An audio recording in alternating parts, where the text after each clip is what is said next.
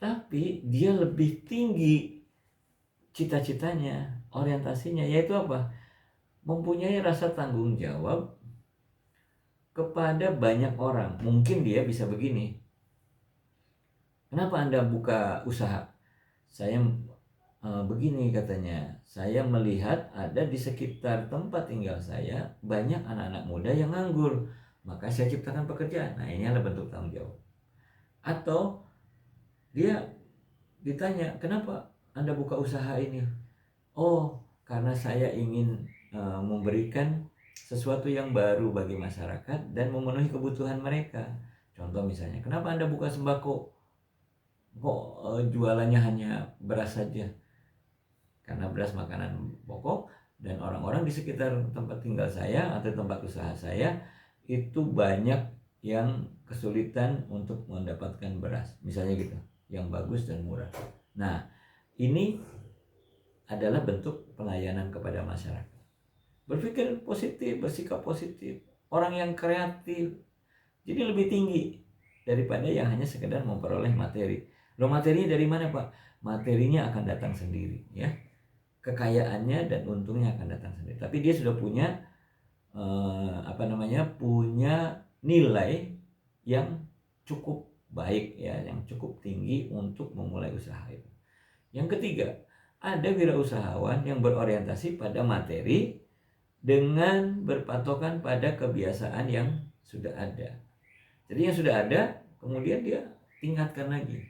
Nah, misalnya di dalam perhitungan usaha dengan kira-kira, ya, dengan menggunakan anggapan-anggapan, misalnya feng shui gitu ya, dan lain-lain. Jadi orientasi benar materi, tapi berdasarkan pada hal-hal yang tidak masuk di akal dan bukan tidak masuk di akal, tidak bisa dijelaskan dengan ilmiah. Kenapa usahanya nggak mau ditusuk sate lokasinya, nggak mau yang dekat kuburan, padahal Anda tahu sekarang kuburan jadi mall kan, udah lewat tuh feng shui-nya. Sekarang banyak orang yang punya usaha atau cari rumah yang di tusuk sate. Karena apa? Lokasinya lebih luas, kalau parkir gampang kan gitu. Nah, ini anggapan-anggapan yang sudah sering terjadi sehingga akan mengaburkan bisnisnya. Dan biasanya bisnismen yang seperti ini, walaupun dia orientasinya materi, ada sedikit klinik-kliniknya gitu lah ya. Nah, Anda masuk ke kelompok yang ini apa enggak? Yang keempat nih, ini wirausahawan yang orientasinya enggak non materi dan bekerja berdasarkan kebiasaan. Jadi seperti nomor 2 terhadap nomor 1, yang keempat ini terhadap nomor 3. Tidak berorientasi pada materi, juga berdasarkan kebiasaan. Biasanya ini model-model yang seperti ini tergantung pada pengalaman, terus menggunakan perhitungan tanggal, weton, dan lain-lain gitu ya. Terus pakai menyan lah apa jualannya. Contohnya misalnya orangnya usaha warungan misalnya, dia ngitung warungnya itu harus menghadap ke timur gitu.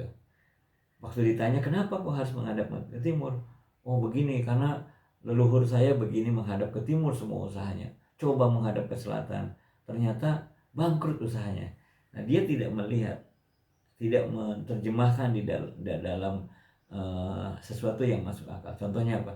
Kalau warungnya menghadap ke timur, itu berarti matahari pagi masuk ke dalam ruang usahanya, maka ruang usahanya menjadi lebih sehat, lebih segar dibanding kalau menghadap ke selatan. Karena menghadap ke selatan menghadap ke kali misalnya dan tidak mendapat matahari.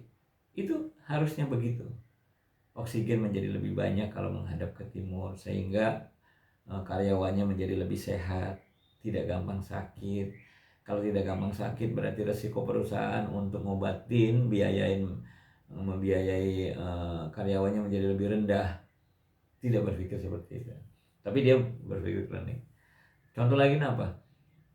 Kalau buka warungnya itu harus tepat jam 6 kurang 5 menit. Kenapa? Perhitungan mistik, wetonnya begitu katanya gitu. Nah, jadi dalam berusaha ada orang kayak gini, ada ya. Pengusaha itu ada yang menghitung seperti itu. Misalnya membuat logonya bukan logo gambar yang tertutup logonya itu. Kenapa? Kalau yang tertutup usahanya tidak mudah berkembang, maka ada logo gambarnya terbuka gitu loh. Ada bentuk yang terbukanya supaya rezeki gampang masuk, katanya gitu. Tapi sebaliknya ada orang yang berargumentasi logo itu harus bentuk yang tertutup. Kenapa? Supaya rezeki yang sudah masuk nggak akan keluar lagi. Gitu. Ya, macam-macam. Jadi tidak bisa dijelaskan secara akal dan diterima oleh banyak pihak. Ya. Jadi ini adalah 4 nilai dengan orientasi bisnis yang berbeda-beda. Ini yang disebut dengan nilai. Nah, kita lihat nih, nempel ke karakter yang di atas. Mau orientasinya yang manapun, mau yang material, nomor 1, nomor 2, nomor 3, nomor 4, yang paling penting adalah Anda melakukan 5 hal yang di atas itu. Syukur, jujur, semangat bekerja, bertoleransi, dan jangan lupa zakat dan berinfak untuk orang-orang yang membutuhkan. Nah, sekarang kita masuk ke yang kelima ya. Jadi dasar-dasar yang prinsip dasar yang kelima yaitu berpikir kreatif di dalam melakukan kewirausahaan. Kembali Zemirer mengatakan ada 7 langkah proses kreatif menggunakan otak kiri. Ya, nanti akan saya jelaskan di pertemuan berikutnya mengenai otak kiri dan otak kanan. Tetapi sekarang saya kasih tahu dulu sedikit. Manusia mempunyai otak yang kalau kita lihat ada belahannya, di tengahnya itu belahan kiri dan kanan. Otak kiri biasanya digunakan untuk hal-hal yang sistematis, matematis, prosedural, tertata, terukur, untuk berpikir yang kreatif. Sedangkan yang kanan itu adalah hal-hal yang berkaitan dengan perasaan, mood. Jadi seni, menggambar, berhayal itu adalah menggunakan otak-otak yang sebelah kanan ya. Nah, ini menggunakan otak kiri menurut Zemirer itu apa? 1, sebelum kita kreatif itu kita mempersiapkan diri, preparation. Kemudian yang kedua, kita lakukan penyelidikan ya, penyelidikan. Apa nih yang harus kita lakukan? Kita akan membuat membuat sesuatu yang baru. Contoh apa? Kalau kita buka warung, dapurnya jangan di belakang tapi di depan supaya orang bisa melihat bahwa dapur kita itu bersih. Kita jual kebersihan dapurnya. Anda sekarang lihat kan, kalau dulu kita dapur itu diumpetin di belakang. Sekarang dapur justru diekspos. Toko roti misalnya sekarang ya, bread talk itu dapurnya ditunjukkan. Warung-warung makan profesional dapurnya ditunjukkan.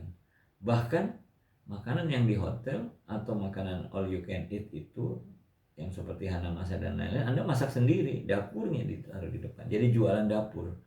Nah, kalau sudah seperti itu apa persiapannya? Nah, persiapannya kitanya, alatnya, bahannya, konsepnya. Itu persiapan. Lalu kemudian diselidiki. Diselidiki apa? Kira-kira ada enggak ya bahannya? Ada enggak orang yang mengerjakannya? Ada enggak pasarnya? Kira-kira bisa diterima oleh pasar apa enggak? Lalu kemudian lakukan transformasi. Transformasi apa? Transformasi itu adalah menyamakan persepsi, baik secara internal yaitu antar karyawan maupun antar karyawan dengan pasar. Maka biasanya dilakukan edukasi dengan memberikan flyer, memberikan istilah-istilah yang keren. Pasar akan menerima informasi mengenai ide Anda dalam bentuk penjelasan.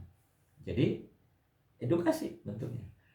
Lalu kemudian inkubasi. Nah, mulailah dilakukan percobaan dan lakukan penerangan atau elimination. Nah, tujuannya apa? Menerangkan kepada masyarakat bahwa konsep terbaru itu dapur bukan diumpetin tapi ditunjukin. Oleh karena itu dapur kita harus steril, harus bersih, clean, tidak ada tikus, tidak ada kecoa, bahkan semut dan bakteri tidak ada. Itu menjamin makanan Anda menjadi lebih sehat. Itu maksudnya. Dijelaskan. Kemudian diuji, bener gak sih bersih, bener gak sih halal, bener gak sih enak, bener gak sih higienis gitu ya. Diuji. Kalau sudah diuji baru oke, jalankan, implementasi. Nah, ini adalah proses langkah kreatif. Jadi kalau Anda juga bisa melakukan hal kreatif lain, bikin nasi uduk, bikin gorengan, langkah kreatifnya itu Anda lakukan, dicoba dulu, baru kemudian nomor 7 dilakukan, ya. Jadi eksekusinya nomor 7, persiapannya panjang untuk kreatif. Nanti ada sesi sendiri mengenai bagaimana cara berpikir kreatif sehingga Anda punya banyak ide untuk berpikir kreatif. Nanti akan ada sesi sendiri, saya berikan nanti ya. Oke. Nah, yang keenam adalah sikap dan kepribadian dari seorang wirausahawan. Ini Alex Enkeles mengatakan, ini orangnya ya, kualitas manusia yang modern itu ditunjukkan dalam bentuk sikap, nilai, dan tingkah laku dalam kehidupan sosial. Jadi, kalau Anda dianggap menjadi orang yang aneh oleh sekeliling Anda, maka Anda belum modern. Nyeleneh itu belum modern, ya. Nggak bisa bergaul, Anda terlalu menutup diri. Terserah orang lain mau mikiran apa, yang penting saya nyaman, saya happy. Itu Anda belum modern. Karena orang modern adalah orang yang bisa diterima oleh masyarakat sekitarnya. Dalam bentuk apa? Sikapnya bagus, nilai-nilainya bisa diterima, tingkah lakunya juga sehat. Nah, di dalam agama Islam ini disebut dengan adab, akhlak, ya, dengan akhlak. Jadi orang diukur itu adalah karena akhlaknya. Ini Inkeles mengatakan tahun 74 bahwa itu ciri-ciri orang yang berakhlak tadi adalah orang manusia modern. Tetapi Nabi Muhammad SAW udah 15 abad yang lalu mengatakan bahwa manusia itu harus berakhlak mulia, namanya akhlakul karimah.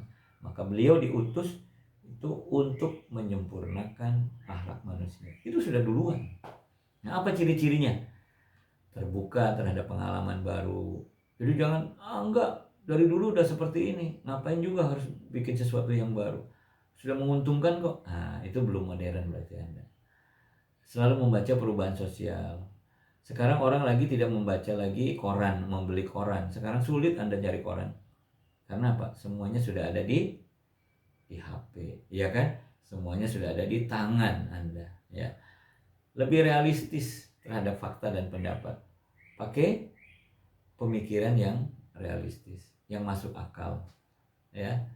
Berorientasi pada masa kini dan masa yang akan datang. Bukan pada masa lalu. Masa lalu itu utopia namanya. Sebagai pengalaman saja. Gitu. Boleh, nggak apa-apa. Dulu begini, sekarang kita ternyata harus berubah. Contoh, dulu kita harus menulis menggunakan batu yang namanya sabak. Ya, Anda belum mengalami, mungkin ada beberapa orang tua yang sudah mengalami. Saya sempat belajar waktu kelas 1, kelas 2 SD itu masih menggunakan sabak. Sabak itu seperti ukurannya seperti tablet sekarang, ya. Tetapi dia dari batu, lempengan batu. Kemudian pensilnya batu juga. Ketika digoreskan ada hurufnya, itu tulisannya jadi menjadi putih. Itu nanti dihapus pakai tangan, putih. Nah, itu yang disebut tulisan, nggak pakai tinta. Jadi goresan antara batu dengan batu. Lalu kemudian berubah, batunya diganti dengan karbon yang namanya pensil. Di dalamnya kan ada karbonnya tuh. Nah, nulisnya pakai kertas. Dulu kertasnya kertas merang. Jadi dari merang, dari bahan padi, kemudian digiling, dibikin kertas lembarannya. Warnanya apa? Kuning. Nulisnya juga kasar kertasnya. Berubah lagi menjadi kertas yang lebih halus lagi. Alatnya sudah bermacam-macam, dari mulai pensil sampai dengan ballpoint, ya, dengan tinta Cina. Tinta Cina itu dari tumbuhan, dibikin oleh manusia. Sekarang sudah mulai berwarna. Pensil berwarna, krayon ada, spidol ada, ballpoint ada, pulpen tinta ada. Warnanya macam-macam dan lebih praktis, nggak beleberan di tangan. Dulu kalau kita mau pakai tinta, tangannya jadi pada hitam, ya. Sekarang belajar di kelas sudah tidak lagi menggunakan blackboard atau papan hitam itu, tapi sekarang pakai whiteboard. Anda tidak mengenal kapur yang berwarna, kapur warna putih. Kalau ada penghapusnya. Selesai kita belajar putih-putih semua, ya, Pak gurunya harus cuci tangan dan lain-lain. Sekarang dengan menggunakan apa? Spidol, whiteboard, ya, gampang dihapus, warnanya macam-macam dan lain-lain, ya. Itu berubah dari masa lalu ke masa ini. Jadi kita nggak boleh tetap di situ. Sampai berubah sekarang, anak-anak sekarang mencatat dengan komputer. Mesin tik sudah nggak kenal, yang tak tok itu udah nggak kenal. Dengan komputer dari mulai dulu komputer komputer yang gede satu ruangan oleh IBM dulu itu, sekarang komputernya menjadi kecil, ada di laptop, di handphone, itu adalah komputer, ya. Jadi sudah berusaha berpindah ke sana. Itu ciri orang modern. Ciri orang modern yang lain apa? Punya rencana, nggak jalan begitu saja. Dia punya perencanaan, namanya planning, ya. Punya kepercayaan diri, nggak minder. Memiliki aspirasi, memiliki pemikiran-pemikiran yang dapat memotivasi orang lain. Ciri orang modern juga berpendidikan dan mempunyai keahlian. Maka saran saya adalah jangan pernah berhenti belajar. Lalu kemudian jangan belajar itu saja. Saya orang farmasi, saya cukup belajar farmasi aja. Jangan seperti itu. Anda juga harus belajar burung, harus belajar menyetir mobil, harus belajar membongkar, harus belajar memasak juga. Demikian perempuan dan laki-laki harus Anda punya keahlian. Nah, semakin sekarang zamannya adalah zaman digital. Kalau Anda tidak bisa mempunyai keahlian yang ke arah digital bisnis, maka Anda akan ketinggalan, bukan orang modern. Respect, rasa hormat kepada orang yang lebih tua, kepada orang yang punya ilmu, kepada guru, kepada dosen, mempunyai rasa hormat. Itu adalah ciri orang modern. Jadi kalau Anda tidak hormat kepada orang yang pernah memberikan ilmu kepada Anda, itu belum modern, masih primitif, ya. Ciri orang modern adalah hati-hati, prudent, hati-hati. Maka dia apa? Setiap melakukan aksi, tindakan, dia pikir dulu baru bertindak. Jangan bertindak dulu baru berpikir. Dan sekarang orang modern punya produk. Dia memahami proses produksi. Produknya apa? Macam-macam. Ini yang saya lakukan. Kemudian membuat tulisan, dan tulisannya diberikan kepada kalian, itu adalah produk. Diberikan dalam bentuk rekaman, itu adalah produk. Saya punya produk sendiri, ya. Jadi saya mengajar berdasarkan ilmu dan berdasarkan pengalaman. Menjadi pengusaha itu saya lakukan sejak masih kecil, masih kuliah. Saya menjadi pengusaha. Pengusaha apa? Jualan botol, jualan kertas perkamen, kertas untuk bungkus puyer, obat puyer itu, jualan koran dan lain-lain, ya, jualan buku. Sekarang saya punya produk gula misalnya, ya, gula cair yang rendah kalori dari singkong. Ini kreatif dan inovatif, ya. Nanti akan kita perkenalkan kepada kalian semua. Jadi saya bukan hanya teoritis, tapi saya juga punya usaha yang real, ya. Oke, berikutnya Gunnar mengatakan, ya, ini orang Amerika ini, tapi namanya orang Amerika, orang Jerman dia, ya, namanya kayak mirip orang India, ya, Gunnar Myrdal, ya, bukan Jamar Mildad, bukan, ya, Gunnar Myrdal. Ini mengatakan bahwa kepribadian orang modern itu ciri-cirinya adalah ini: siapan diri dan keterbukaan terhadap inovasi, kebebasan yang besar, selalu berencana. Kan tadi ada perencanaan, ya, 11 yang lain itu orientasi dari masa sekarang ke masa yang akan datang, sadar dan menghormati orang lain, atau disebut dengan tadi apa? Respect, ya. Sama diringkas sama Gunnar ini menjadi 5. Lalu ahli Indonesia mengatakan, Pak Harsoyo ini mengatakan, orang yang modern itu mempunyai sikap seperti ini, terbuka terhadap pembaruan, ya, meyakini kemampuan sendiri. Berarti apa tadi? Percaya diri, ya, berorientasi masa kini dan masa depan. Nah, tadi tidak masa lalu saja. Meyakini kemampuan ilmu pengetahuan dan teknologi, sanggup membentuk pendapat secara demokratis. Jadi nggak egois, gitu, ya, nggak egois. Nah, ini sudah dijelaskan oleh para ahli, bahwa kalau Anda ingin menjadi pengusaha sukses, Anda harus punya kepribadian yang modern. Kepribadian yang modern tadi sudah dijelaskan. Kalau menurut Inkalas ini ada 11 gitu ya. Kalau menurut Gunnar ini ada 5 diringkas. Pak Harsoyo mengatakan 5 juga. Tapi intinya sama ya. Intinya sama. Anda harus punya kualitas seperti itu. Oke. Nah, sekarang Duselman ini juga mengatakan kalau Anda menjadi wirausahawan itu harus mempunyai perilaku yang seperti ini. Inovasi lagi ya, menghadapi resiko, manajerial harus pinter, kepemimpinan dan lain-lain. Oleh karena nanti di pelajaran ini, sebelum nanti pelajaran yang ke 12, 13, 14 Anda seminar, Anda akan mendapatkan teori tentang manajemen dan kepemimpinan. Manajemen keuangan, Anda harus bisa menghitung minimal ada 4 parameter yang menandakan bahwa keuangan usaha Anda itu sehat apa enggak, gitu ya. Nanti akan diajarkan. Oke.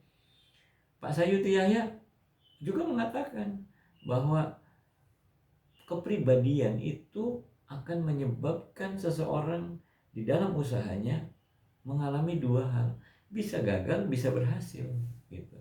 Nah, kalau gagal apa penyebabnya? Kalau berhasil apa penyebabnya? Dan ternyata kegagalan dan keberhasilan itu dipengaruhi oleh 2 faktor. Yang pertama adalah faktor internal, faktor diri sendiri, dan faktor eksternal, faktor perilaku terhadap orang lain atau terhadap lingkungan. Nah, yang internal itu apa? Adalah kemauan, kemampuan, dan mengetahui kelemahan dia. Atau dalam analisa itu Anda sudah mungkin mengenal menjadi SWOT analysis, SWOT. Strength, S-nya adalah kekuatan, W-nya weaknesses atau kelemahan, O-nya opportunities atau kesempatan, dan T-nya ada threat atau ancaman. Nanti kita akan belajar juga mengenai SWOT analysis ini. Sedangkan faktor eksternal itu berorientasi atau berkaitan dengan hal-hal yang disebabkan oleh pengaruh luar. Misalnya apa? Kesempatan atau peluang, lingkungan, tempat, pergaulan, politik, negara, dan lain-lain ya. Nah, jadi kalau Anda ingin berhasil di dalam kewirausaha, menjadi wirausaha yang berhasil, maka Anda harus terbuka pikiran, perasaan, dan lain-lain. Itu sama persis dengan pendapat-pendapat para ahli yang sebelumnya. Kebebasan pandangan, berorientasi pada masa depan, sama kan? Berencana, mempunyai keyakinan atau percaya diri, sadar, menghormati orang lain atau respect tadi, menghargai pendapat orang lain atau demokratis di dalam berbicara dan lain-lain. Sama kan persis ya? Oke. Nah, mari kita bicara yang ketujuh, yang terakhir. Bagaimana wirausahawan itu mempunyai motivasi ya. Motif yang paling penting adalah bagaimana seorang wirausahawan berprestasi.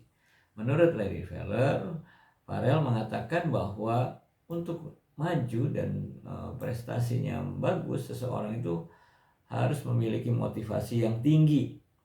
Balik lagi, inovasi, harus punya ambisi untuk maju dan berkembang ya. Jadi dia harus punya ciri-ciri itu supaya dia maju dan berprestasi.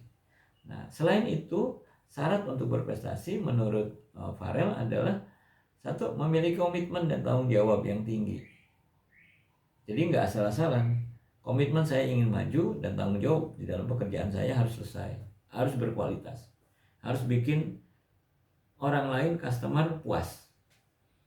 Kemudian bersemangat, ya, orientasinya tetap ke depan. Nah, ini sama seperti sebelumnya. Jadi kita harus selalu berorientasi ke depan.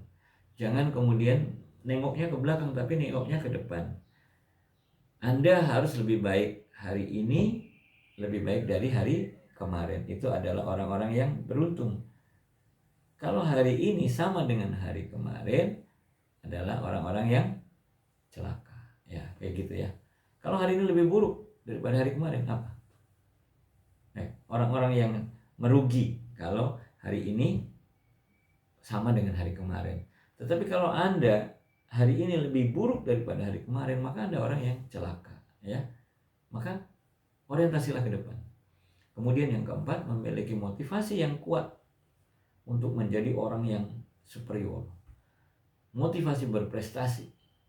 Bagaimana Anda bisa diterima oleh masyarakat atas ide-ide Anda. Jadi ide Anda, perilaku Anda, gagasan Anda, usaha Anda bisa diterima oleh masyarakat. Nah, maka Anda akan maju itu. Jadi tetaplah kreatif dan inovatif dengan semangat yang tinggi.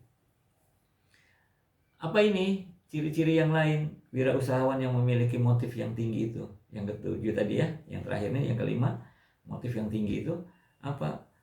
Kalau ada kesulitan pada dirinya sendiri, dia berusaha untuk mengatasi, enggak gampang mengeluh. Kedua, selalu memerlukan feedback, umpan balik, tanggapan yang segera dari customernya, dari mitra kerjanya. Jangan segan-segan Anda nanyakan, gimana kalau Anda bikin kue, gimana rasanya, kurang apa. Kalau Anda kasih jasa, gimana kesannya, kurang apa pendapatnya. Nah itu ya. Yang ketiga, memiliki tanggung jawab yang tinggi, berani menghadapi resiko dengan penuh perhitungan bukan nekat. Dan nomor kelima adalah menyukai tantangan. Orang yang menyukai tantangan adalah orang yang tidak terjebak di dalam rutinitas dan zona nyaman. Jadi dia selalu mencari sesuatu yang baru ya, tantangan, sesuatu yang baru. Oke, itu adalah bahan-bahannya semuanya. Anda dapat simak, ulang-ulang terus, dan mudah-mudahan UTS dan UASnya nanti lancar. Selamat belajar, selamat ujian, terima kasih. Assalamualaikum warahmatullahi wabarakatuh. Sukses untuk kita semua, dan mudah-mudahan ilmu ini bermanfaat untuk Anda sekalian. Terima kasih. Dan apabila ada kesalahan, mohon dimaafkan karena itu datangnya dari diri saya sendiri, dan semua kebenaran informasi wallahu a'lam bishawab karena Allah saja. Terima kasih. Assalamualaikum warahmatullahi wabarakatuh.